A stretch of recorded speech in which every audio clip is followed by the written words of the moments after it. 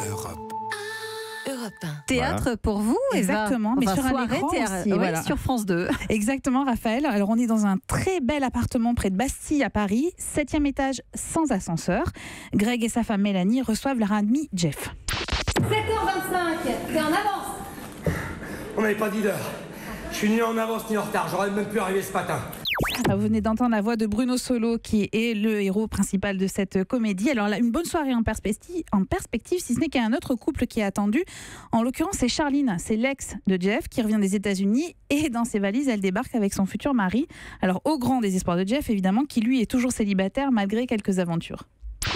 La dernière fois que je vous ai vu en terrasse, elle avait carrément la main sur ta cuisse. Ouais, sur ma cuisse, mais côté genou, Greg. C'était son maximum. Elle n'a jamais voulu coucher avec moi.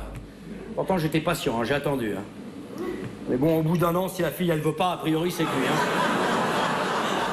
Elle voudra jamais. Alors, ce dîner s'annonçait déjà quelque peu compliqué. Alors, il va l'être d'autant plus que le futur mari en question, il est un peu spécial si on en croit ce que raconte Charline. Vous verrez, c'est quelqu'un de...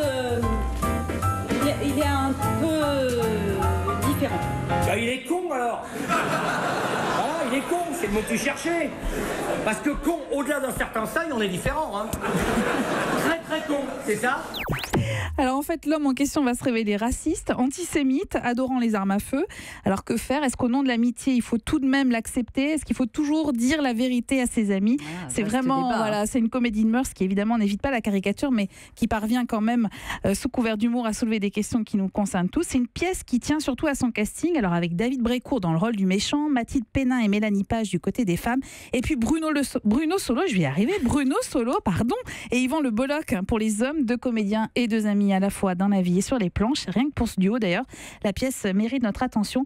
Je voulais vous dire aussi qu'il y a sur TMC un excellent portrait de Nicolas Canteloup à voir, et c'est à partir de 21h avec des retours d'hommes politiques qui ont été caricaturés, notamment Ségolène Royal, et qui racontent comment elle supporte cette caricature. C'est assez intéressant. Donc, Canteloup, notre imitateur à nous, François Clémenceau, peut-être une carrière en devenir, qui sait, François. Donc c'est sur TMC, Nicolas Canteloup à 21h, et sinon l'heure élu, c'est sur France 2 à 20h55. 20h55, avec Bruno Solo, et pas le solo. Vous l'avez bien descendu.